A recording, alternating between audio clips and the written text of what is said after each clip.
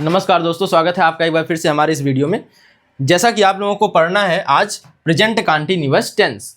ठीक है, जो ट्रांसलेशन हम पढ़ रहे थे उसमें हम लोगों ने पहला टेंस जो था पढ़ लिया था, प्रेजेंट इंडेफिनिट टेंस। ठीक है, आज हमें देखना है प्रेजेंट कंटीन्यूअस टेंस। ठीक है, तो आइए शुरू करते हैं प्रेजेंट कंटीन्यूअस टेंस। तो सबसे पहले जान लेते हैं कि इसका जो हिंदी वाक्य होता है उसकी पहचान क्या होती है। हिंदी वाक्य के अंत में क्या देखते समय हम पहचानेंगे कि यह प्रेजेंट कंटीन्यूअस टेंस है।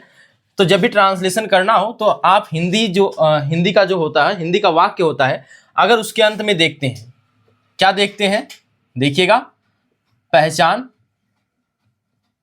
रहा है, रही है और रहा हूं अगर मिलता है तो आप कहेंगे, और एक हो जाएगा रहे हैं। ठीक है, जैसे शब्द मिलते हैं तो हम कहते हैं कि वह प्रेजेंट कंटीन्यूअस टेंस है। ठीक है, प्रॉपर रूप में यह मिलता है, लेकिन कभी कभी आपको यहाँ पे ध्यान देना पड़ता है कि काम जारी है। एक चीज यह होता है कि जो वर्क है वह क्या होना चाहिए, कंटीन्यूअस होना चाहिए, जारी रहना चाहिए, काम जारी। ठीक है, जैसे वह बैठा है, अब इसको देखने से तो लग नहीं रहा कि प्रेजेंट कंटीन्यूअस है, लेकिन यह प्रेजेंट कंटीन्यूअस ही है, क्योंकि कंटीन्यूअस में होता है कि काम जारी होना चाहिए। प्रेजेंट में काम क्या हो, जारी हो। जैसे वह बैठा है तो काम बैठने का क्या है, जारी है, तो बैठा है। ठीक है, तो वहां पे कौन सा हो जाएगा, प्रेजेंट कंटीन्यूअस। ठीक है, तो ध्यान दीजिएगा, तो काम जारी होना चाहिए। ठीक है, और यहां पे देख लीजिए हेल्पिंग वर्ब कौन सी आती है इनमें, तो हेल्पिंग वर्ब आती है इज, एम, आर। ठीक है, इज, एम, आर। अब इज सिंगुलर जो सब्जेक्ट होगा उसके साथ लगेगा। ठीक है, सामान्यतः सिंगुलर के साथ, और आई के साथ कौन लगता है, एम लगता है। ठीक है, बाकी प्लूरल के साथ क्या लग जाएगा, आर लग जाएगा, और सिंगुलर के साथ क्या लग जाएगा, इज लग जाएगा। ठीक है, तो सिंगुलर प्लूरल में यू को भी रख लेंगे, यू के साथ क्या लग जाएगा, आर लग जाएगा। ठीक है, और वी के साथ भी लग जाएगा कौन, आर, और क्या लग जाएगा, दे के साथ, और कोई प्लूरल होगा तो उसके साथ। ठीक है, आई के साथ केवल एम लगता है, एम और किसी के साथ नहीं लगता है, तो आई एम रिजर्व है किसके लिए, आई के लिए। सिंगुलर में और कौन आ सकते हैं, देखिए, तो ही आ सकता है, सी आ सकता है, इट आ सकता है, तो इन सभी के साथ क्या लग जाएगा, इज लग जाएगा। ठीक है, तो यह हेल्पिंग वर्ब हो गई। मेन वर्ब की कौन सी फॉर्म आती है, तो मेन वर्ब की फर्स्ट फॉर्म आती है, तो उसके साथ आईएनजी होता है, तो हम सीधे लिख देते हैं आईएनजी फॉर्म। तो कौन सी फॉर्म हो जाएगी, आईएनजी फॉर्म। ठीक है, तो यहां पे ध्यान देना है, आईएनजी फॉर्म लगती है। ठीक है, तो आप जानते हैं किसी भी टेंस को हम 4 रूपों में दे सकते हैं, मुख्यतः 3 होता है, लेकिन अगर हम ले जाना चाहें तो चौथा भी हो सकता है, और वो इंट्रोगेटिव का ही पार्ट होता है। जैसे, तो सबसे पहला पार्ट हो जाता है अफर्मेटिव,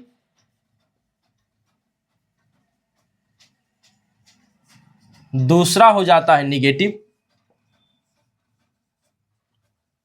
तीसरा हो जाता है इंट्रोगेटिव, और चौथा हो जाता है इंट्रोगेटिव प्लस निगेटिव, जो कि इंट्रोगेटिव का ही पार्ट है, इंट्रोगेटिव प्लस निगेटिव। ठीक है, तो इस तरह से हम किसी भी ट्रांसलेशन के टेंस वाले हिस्से को 4 भागों में देख लेंगे, या किसी भी ट्रांसलेशन को 4 भागों में हम देख सकते हैं। ठीक है, तो उसका अफर्मेटिव रूप क्या होगा, सकारात्मक रूप, नकारात्मक रूप, और प्रश्नसूचक रूप, और प्रश्नसूचक और नकारात्मक दोनों मिला के कैसे होगा। ठीक है, तो आइए समझते हैं एक एक को करके। ठीक, तो यहाँ पे आप लोग पहले इसको उतार लेंगे और फिर एक एक को यहाँ से उठाकर हम लोग देखेंगे। ठीक है, तो आपको यह तो स्ट्रक्चर याद ही होगा, जो अफर्मेटिव का स्ट्रक्चर है, subject plus helping verb plus main verb plus क्या आ जाएगा, प्लस ऑब्जेक्ट, और प्लस क्या होता है, अदर वर्ड्स। ठीक है, तो यहां पे हेल्पिंग वर्ब में कौन आ जाएगा, इज, एम, आर, और मेन वर्ब में कौन आ जाएगा, आईएनजी फॉर्म। बाकी तो सब सेम रहेगा। ठीक है, तो ये अफर्मेटिव के लिए है। अगर यह निगेटिव होता तो इज, एम, आर के बाद प्लस में क्या लग जाता, नॉट। क्या लग जाता, नॉट। अगर ये इंट्रोगेटिव होता तो हेल्पिंग वर्ब कहां जाती, पहले आ जाती। ठीक है, इंट्रोगेटिव भी 2 प्रकार के होते हैं, एक क्वेश्चन वर्ड से शुरू होने वाले, और एक क्या होता है, एक क्वेश्चन वर्ड से शुरू होते हैं अंग्रेजी में, और एक किससे शुरू होते हैं, हेल्पिंग वर्ब से शुरू होते हैं। अंग्रेजी का लिख रहे हैं, एक क्वेश्चन वर्ड से शुरू होगा, एक हेल्पिंग वर्ब से शुरू होगा। ठीक है, तो आइए एक एक की बात करेंगे। सबसे पहले अफर्मेटिव जानते हैं, प्रेजेंट इंडेफिनिट कंटीन्यूअस का अफर्मेटिव क्या होता है, कैसे बनेगा। तो इसको आप लोग लिख लिए होंगे, ठीक है, देख लीजिए एक बार और। तो अब इसकी अफर्मेटिव की बात करते हैं।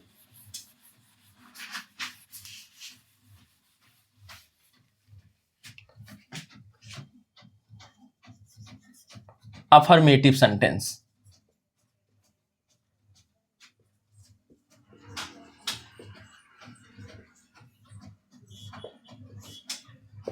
Affirmative sentence.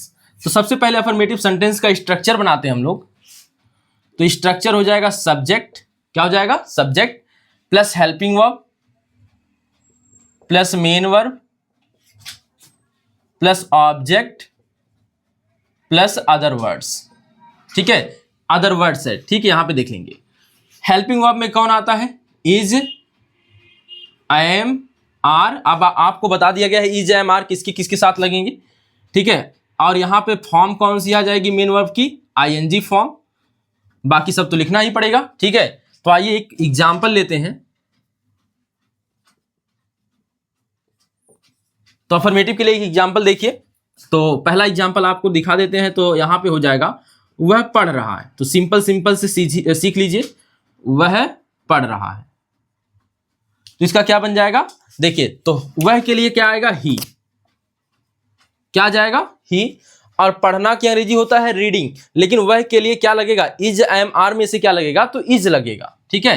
He is reading, read का आईएनजी फॉर्म हो जाएगा रीडिंग, ही इज रीडिंग, ठीक है। और देखिए अगर मैं इसी के निगेटिव की बात करूं,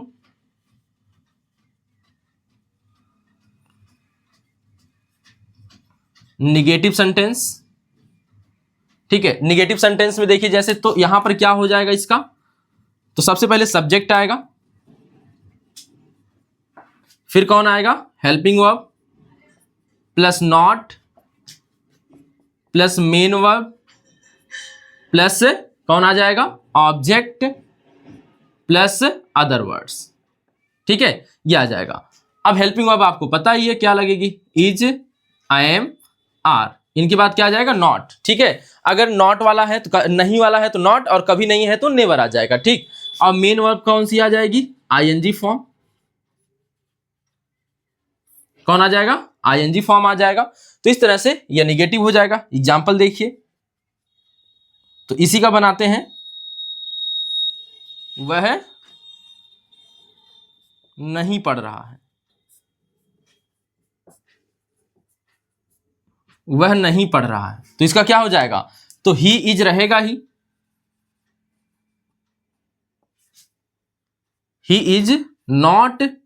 तो यहां पे देखिएगा हेल्पिंग वर्ब के बाद क्या आ गया, नॉट, और आईएनजी फॉर्म, ऑब्जेक्ट है नहीं तो हो जाएगा यहां पे ही इज नॉट रीडिंग। अगर यहां पे रहता वह किताब नहीं पढ़ रहा है तो हो जाएगा he is not reading the book, ठीक है, he is not reading the book.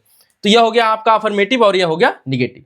Negative में ज्यादा कुछ है नहीं, केवल नॉट लगा देना है, अगर नहीं है तो नॉट, और कभी नहीं आएगा तो नेवर, ठीक है। यहाँ पे नेवर भी लिख सकते हैं, तो नेवर भी लग सकता है। अगर कभी नहीं आता तो क्या लगा देंगे, नेवर, ठीक है। तो यहाँ पे ये दोनों आपके हो गए पार्ट प्रेजेंट कंटीन्यूअस टेंस के। और अगले दो पार्ट हम लोग देख लेते हैं कैसे इंट्रोगेटिव होगा और इंट्रोगेटिव निगेटिव कैसे होगा। तो इसको नोट कर लीजिए, ठीक है। तो अब देखिएगा इंट्रोगेटिव सेंटेंस, तो किसमें देखना है, प्रेजेंट कंटीन्यूअस टेंस में क्या देखना है, इंट्रोगेटिव सेंटेंस आपको देखना है, ठीक है।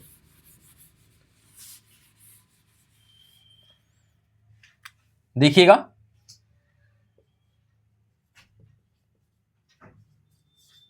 इंट्रोगेटिव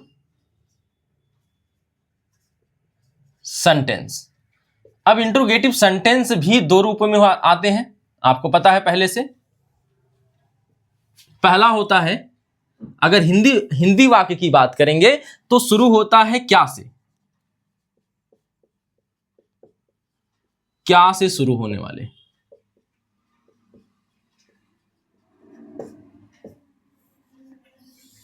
अगर बात की जाए दूसरे भाग की तो क्वेश्चन वर्ड बीच में आने वाले,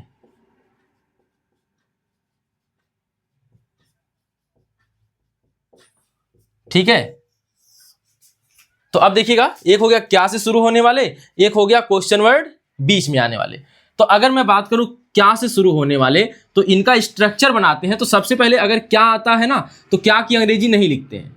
क्या की अंग्रेजी व्हाट होती है, तो व्हाट नहीं लिखते हैं। क्या तब शुरू करते हैं कैसे, तो हेल्पिंग वर्ब भी इनका काम करता है। तो सबसे पहले यहां पे लिखते हैं हेल्पिंग वर्ब, प्लस लिखते हैं सब्जेक्ट, फिर लिखते हैं मेन वर्ब और वही आईएनजी फॉर्म, फिर लिखते हैं ऑब्जेक्ट और प्लस में कौन आ जाता है, अदर वर्ड्स। ठीक है, तो यहां पे देखिए मेन वर्ब में वही रहेगा, is, I am, are. Subject तो आप जो रहेगा वो लगाएंगे, ठीक है, और सब्जेक्ट के अनुसार ही इज, एम, आर में से कोई लगेगा। मेन वर्ब की कौन सी फॉर्म आएगी, आईएनजी फॉर्म आएगी। कौन सी फॉर्म आ जाएगी, आईएनजी फॉर्म आ जाएगी। ठीक है, अब देखिए क्वेश्चन करके देखते हैं, पहले उसका भी स्ट्रक्चर नोट कर लेते हैं। देखिएगा, अगर बात करेंगे तो यहां पर सबसे पहले क्वेश्चन वर्ड की अंग्रेजी लिखेंगे, फिर हेल्पिंग वर्ब आएगी, फिर सब्जेक्ट आएगा, फिर कौन आएगा, सब्जेक्ट के बाद मेन वर्ब आएगी, प्लस फिर कौन आएगा, तो आपका ऑब्जेक्ट आ जाएगा, और फिर आ जाएंगे अदर वर्ड्स। क्या आ जाएगा, अदर वर्ड्स। ठीक है, तो अब देखिएगा क्वेश्चन वर्ड जो आएगा, जैसे क्या है, क्यों है, ये सभी क्वेश्चन वर्ड आ गए, तो आप उसकी अंग्रेजी लिखेंगे। हेल्पिंग वर्ब वही फिर से इज, आई एम, आर, और मेन वर्ब कौन सा हो जाएगा, मेन वर्ब हो जाएगा आईएनजी फॉर्म। ठीक है, इस तरह से आपको ट्रांसलेशन में इतना देखना है इंट्रोगेटिव सेंटेंस के लिए, और वो भी प्रेजेंट कंटीन्यूअस टेंस का। ठीक, ध्यान दीजिएगा। अब एग्जांपल समझते हैं। एग्जांपल देखिए, अगर बात करें क्या वह गांव जा रहा है, ठीक है, क्या वह, और क्वेश्चन मार्क यहां लास्ट में लगाना ना भूलेंगे। ठीक है, ध्यान दीजिएगा। अब देखिए यह QW यानी क्वेश्चन वर्ड है, और यह OW यानी अदर वर्ड है। तो यहां पे भी अदर वर्ड मैंने डॉट डॉट करके लिख दिया। अब यहां से क्या से शुरू है, तो हम करेंगे हेल्पिंग वर्ब से शुरुआत, और वह के लिए क्या लगाएंगे, इज लगाएंगे। तो और इज में यहां जब पहले लिखेंगे तो आई कैपिटल हो जाएगा, इज ही। तो इसके बाद हेल्पिंग वर्ब के बाद सब्जेक्ट, हेल्पिंग वर्ब के बाद क्या लगेगा, सब्जेक्ट लगेगा। फिर मेन वर्ब की कौन सी फॉर्म आ जाएगी, आईएनजी फॉर्म आ जाएगी। तो इज ही गोइंग, तो जाना की अंग्रेजी क्या होती है, going. Is he going to the village, is he going to the village. ठीक है, और देखिए अगर क्वेश्चन वर्ड बीच में आ जाए तो उसका भी एग्जांपल समझिए। मैं बाजार क्यों जा रहा हूं, तो बताइए यहां पे मैं बाजार क्यों जा रहा हूं, और क्यों की अंग्रेजी होती है व्हाई। तो अगर क्वेश्चन वर्ड बीच में आ जाए तो पहले क्यों की अंग्रेजी लिखेंगे, यानी व्हाई लिखेंगे। यहां जो भी अंग्रेजी आ जाए, मतलब जो भी क्वेश्चन वर्ड आ जाए उसकी अंग्रेजी लिखेंगे। कब आ जाए तो व्हेन लिखेंगे। ठीक है, और अगर आ जाता है आपका क्या, तो व्हाट लिखेंगे। ठीक, इस प्रकार से जो भी आ जाए। अब देखिए व्हाई हो गया, और इसके बाद क्या लगाते हैं, क्वेश्चन वर्ड के बाद हेल्पिंग वर्ब, और इज, एम, आर में से कौन लगेगा, तो मैं के लिए लग जाएगा आई एम। तो why am I going to, तो देखिए सब्जेक्ट के बाद मेन वर्ब की ING form, going to the village. और यह आपको पहले ही बताया गया था कि इंट्रोगेटिव निगेटिव जो होता है उसमें अगर नॉट लगाना हो तो केवल सब्जेक्ट के बाद याद रखना होता है, नॉट लग जाएगा। ठीक है, तो इसका एक दूसरा एग्जांपल देखिए जिसमें इंट्रोगेटिव निगेटिव, उसको अलग से लिखने से बेहतर इसी के साथ समझ लीजिए। ठीक है, तो इसी का बना लेते हैं। क्या वह गांव नहीं जा रहा है,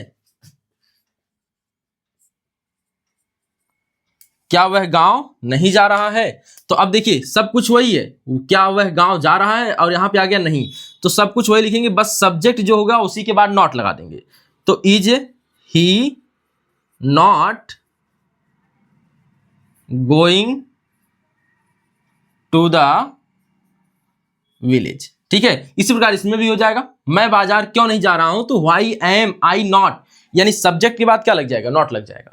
तो इंट्रोगेटिव निगेटिव अगर साथ में है तो सब्जेक्ट के बाद नॉट लगाना होता है। तो ठीक है, इंट्रोगेटिव प्लस निगेटिव में सब्जेक्ट के बाद क्या आता है, नॉट आता है।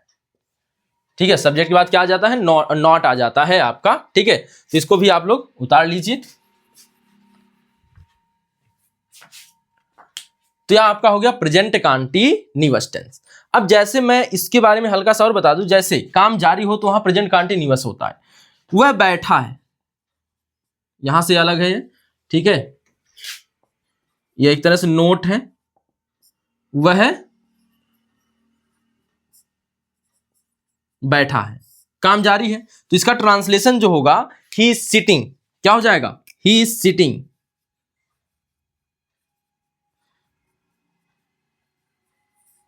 ही इज सिटिंग, ठीक है, तो वह बैठा है, ही इज सिटिंग हो जाएगा। ठीक, तो यहां पे याद रखेंगे वह बैठा है कौन सा टेंस है, प्रेजेंट कंटीन्यूअस टेंस, यह परफेक्ट नहीं है। तो इसको लिख लिए होंगे, तो मैं बात कर लेता हूं अब प्रेजेंट परफेक्ट टेंस की। देखिए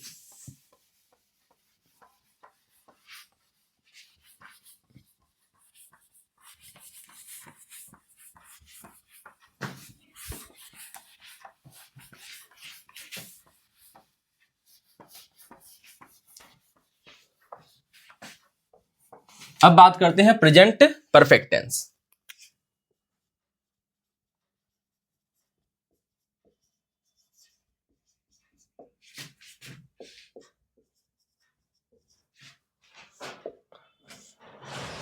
देखिए प्रेजेंट परफेक्ट टेंस, तो अगर बात करेंगे प्रेजेंट परफेक्ट की, तो इसके पहले हिंदी पहचान जान लीजिए। हिंदी वाक्य में क्या मिलेगा आपको, पहचान कैसे पता चलेगी, तो वाक्य के अंत में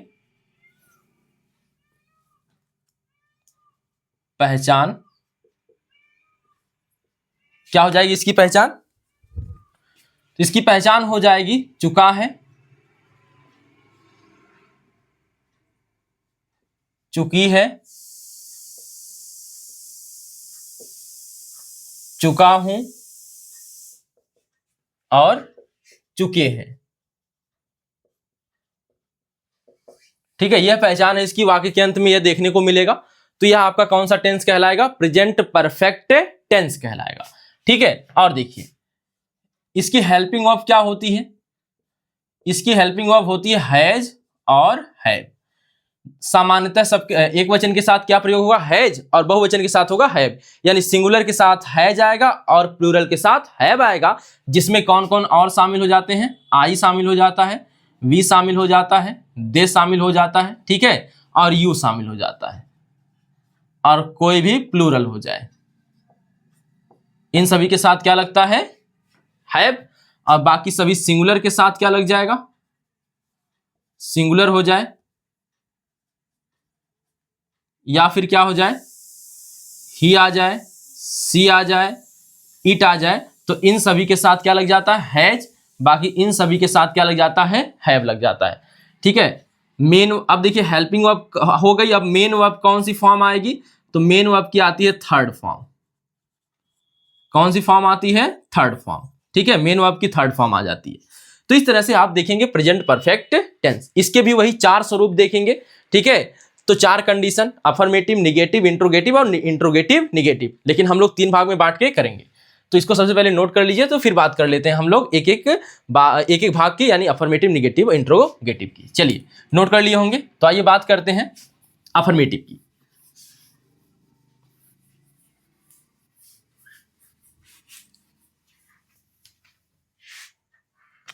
तो सबसे पहला भाग है आपका अफर्मेटिव।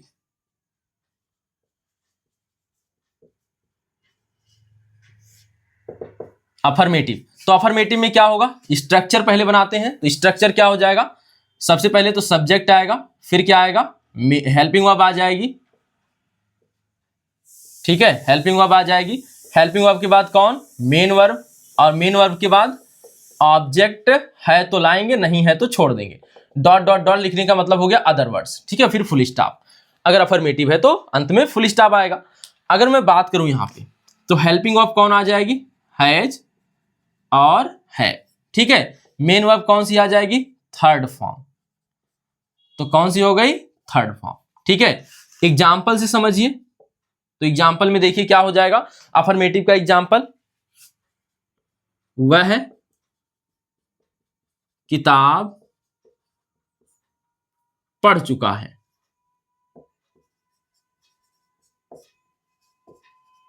वह किताब पढ़ चुका है। ठीक है, तो देखिए क्या बन जाएगा, ही, अब ही के साथ क्या आएगा, हैज आएगा, ही हैज। रीड का third form read, red, red होता है, ठीक है, स्पेलिंग तीनों की सेम होती है, तो he has read the book, he has read the book. अगर मैं बात करूं, एक चीज और होती है, या है, ई है, ए है, यह भी आ सकता है, तो यह एग्जाम्पल के साथ साथ एक एग्जाम्पल यह भी देख लीजिए, वह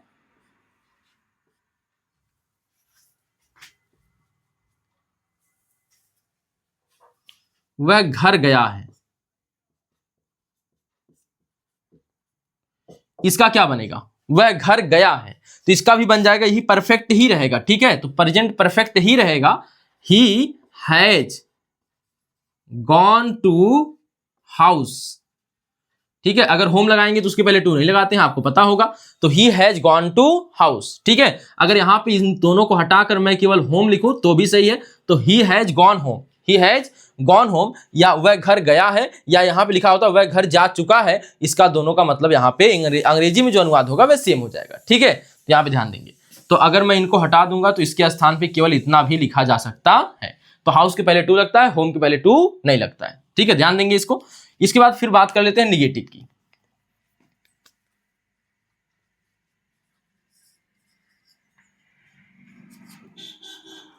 अब निगेटिव की बात करते हैं, तो निगेटिव में आपको पता है कि सब्जेक्ट तो रहेगा, सबसे पहले कौन आएगा, सब्जेक्ट आ जाएगा, फिर कौन आ जाएगा, हेल्पिंग वर्ब आ जाएगी, फिर कौन आ जाएगा, नॉट या नेवर आ जाएगा, जैसा हो, तो नॉट मैं लिख देता हूं, नेवर आप अंडरस्टैंड कर लेंगे, ठीक है, समझ लेंगे। अब देखिएगा, नॉट के बाद कौन आ जाएगा, मेन वर्ब आ जाएगी, और मेन वर्ब के बाद ऑब्जेक्ट आ जाएगा, और ऑब्जेक्ट के बाद अदर वर्ड्स आ जाएंगे, फिर फुल स्टॉप आ जाएगा, ठीक है, और क्वेश्चन मार्क केवल इंट्रोगेटिव में लगाएंगे और कहीं नहीं लगाएंगे, ठीक। देखिए, फिर हेल्पिंग वर्ब की बात करते हैं, तो हेल्पिंग वर्ब कौन सी हो जाएगी, फिर वही हैज और हैव हो जाएगा, हैज है, नॉट तो लगेगा, फिर मेन वर्ब की कौन सी फॉर्म आएगी, थर्ड फॉर्म आएगी, कौन सी फॉर्म आ जाएगी, थर्ड फॉर्म आ जाएगी। तो एग्जाम्पल समझ लेते हैं, ठीक है, तो वही एग्जाम्पल उठा लेते हैं वहां से, वह किताब नहीं पढ़ चुका है, या दूसरा लिख देते हैं, तुम खाना नहीं खा चुके हो, तुम खाना नहीं खा चुके हो, क्या बन जाएगा इसका, you have not, you have not, eat का थर्ड फॉर्म होता है ईटन, यानी कि फर्स्ट फॉर्म ईट हो गया, सेकेंड फॉर्म एट हो गया, और third form eaten, he have not eaten the food, he have not eaten the food, वह खाना नहीं खा चुका है। तो यह रहा आपका अफर्मेटिव और निगेटिव, ठीक है, दोनों आसान है। अब बात करते हैं इंट्रोगेटिव की। चलिए देखिए, इंट्रोगेटिव के दो रूप हो जाएंगे, यहां पे नोट कर लिए होंगे आप लोग।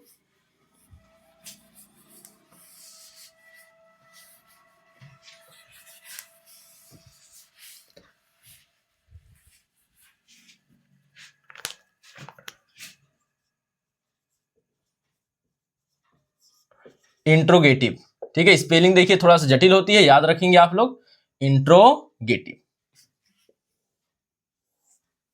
इंटारोगेटिव नहीं पढ़ेंगे, इंट्रोगेटिव पढ़ेंगे ध्यान से, ठीक है। तो हिंदी वाक्य में दो पहचान देखने को मिल सकती है इसमें, एक होगा क्या से शुरू होने वाला वाक्य, क्या से शुरू होने वाला वाक्य,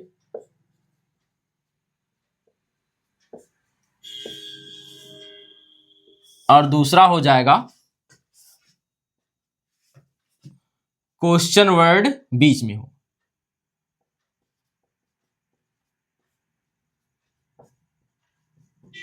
क्वेश्चन वर्ड बीच में हो। तो ये दो बन जाएंगे हिंदी वाक्य देखने के लिए, ठीक है। तो आइए बात कर लेते हैं, जब क्वेश्चन वर्ड से शुरू हो, तो आपको पता है क्वेश्चन वर्ड से जब भी कोई आपका हिंदी वाला शुरू होगा, उसका अंग्रेजी बनाते समय हमें जो क्या से, मतलब यहाँ क्वेश्चन वर्ड में बोल रहा हूँ, सॉरी, यहाँ क्या से शुरू होगा जब, तो क्या से जब भी कोई वाक्य शुरू होगा तो उसकी जब अंग्रेजी बनाएंगे, अंग्रेजी में उसको ट्रांसलेट करेंगे, तो वहां पे क्या की अंग्रेजी नहीं लिखते हैं, हेल्पिंग वर्ब से काम चलाते हैं। तो हेल्पिंग वर्ब भी उसकी अंग्रेजी को डिनोट करता है, यानी क्या की अंग्रेजी भी उसको उसमें शामिल हो जाती है। देखिए, तो क्या से शुरू होगा, तो हिंदी जो इसका हिंदी से जब अंग्रेजी बनाएंगे तो क्या लिखेंगे, सबसे पहले हेल्पिंग वर्ब लिखेंगे, क्या लिखेंगे, हेल्पिंग वर्ब, फिर आ जाता है सब्जेक्ट, ठीक, और फिर कौन आ जाता है, सब्जेक्ट के बाद आ जाता है आपका मेन वर्ब, और फिर आता है ऑब्जेक्ट और फिर plus dot dot dot any other words, और फिर यहाँ पे अगर यहाँ पे क्या है, यह है इंट्रोगेटिव, इसलिए क्वेश्चन मार्क। ठीक, तो आपको पता है हेल्पिंग वर्ब में वही दो हैं, हैज और हैव, और मेन वर्ब में कौन है, क्रिया का थर्ड फॉर्म, यानी third form of the verb. ये हो गया थर्ड फॉर्म। ठीक है, अगर मैं इधर की बात कर लूं तो अगर क्वेश्चन वर्ड बीच में हो, ठीक है, चाहे वह क्या ही क्यों ना हो, क्या ही हो, अगर बीच में हो तो मैं बात करूंगा यहां पे सबसे पहले क्वेश्चन वर्ड लिखने की। तो क्वेश्चन वर्ड पहले लिखा जाएगा, ठीक है, और उसका अंग्रेजी अनुवाद लिखेंगे। ठीक, जैसे क्या आ गया तो व्हाट लिख देंगे। उसके बाद फिर से यही सब कुछ शुरू हो जाएगा, हेल्पिंग वर्ब फिर आ जाएगी, और हेल्पिंग वर्ब के बाद फिर सब्जेक्ट आ जाएगा। ठीक है, सब्जेक्ट के बाद क्या आ जाएगा, मेन वर्ब आ जाएगी, और फिर आ जाएगा ऑब्जेक्ट, और फिर आ जाएगा अदर वर्ड्स, फिर आ जाएगा क्वेश्चन मार्क। अब हेल्पिंग वर्ब फिर से वही क्या है, हैज है, और कौन है, हैव है। ठीक, और इसके बाद क्या है, मेन वर्ब की कौन सी फॉर्म है, थर्ड फॉर्म है। तो यह रहा आपका स्ट्रक्चर इंट्रोगेटिव के दोनों भागों का। तो सबसे पहले का एग्जांपल देखते हैं। क्या वह नदी में कूद चुका होगा? क्या वह नदी में कूद चुका होगा? तो अब देखिए, कूदना की अंग्रेजी तो होती जंप, आप जानते हैं। तो यहां पे देखिएगा, एक चीज और जानेंगे कि जब कोई वस्तु गतिशील और किसी वस्तु में जा रही हो, गतिशील हो, जैसे यहां पर मैं मान लूं, यहां पर देखिए, एक यहां पर मान लेते हैं कोई चीज है और यहां पे नीचे पानी है।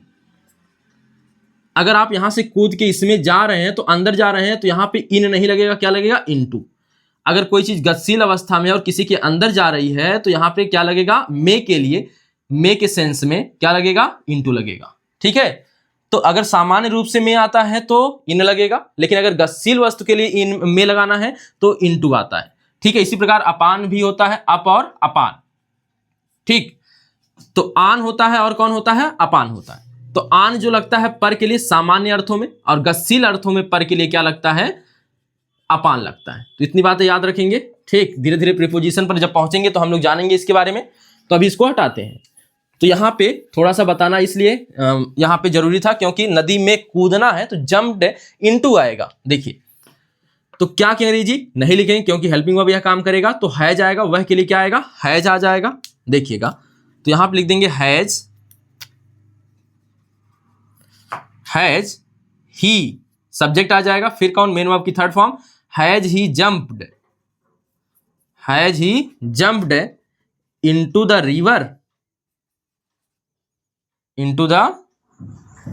River question mark.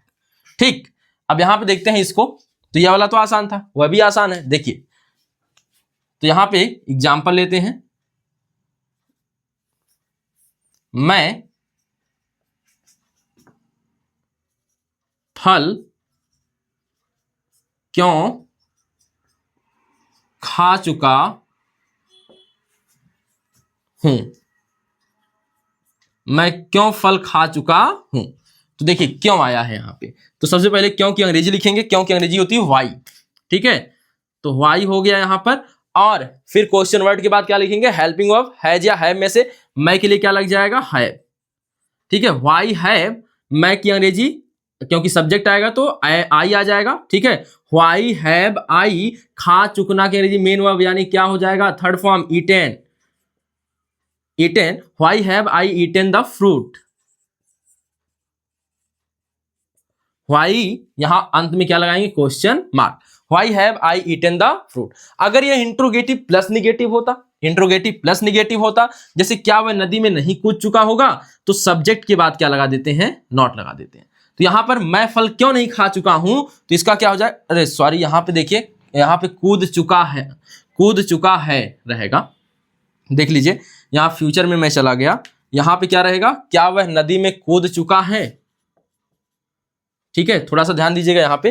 ठीक, अब यहां पे देखिए, मैं फल क्यों खा चुका हूं, इसका अगर इंट्रोगेटिव निगेटिव बनाए, मैं फल क्यों नहीं खा चुका हूं, तो क्या हो जाएगा, why have I not eaten the fruit. Why have I not eaten the fruit. ठीक है, तो इसको थोड़ा सा ध्यान रखिएगा।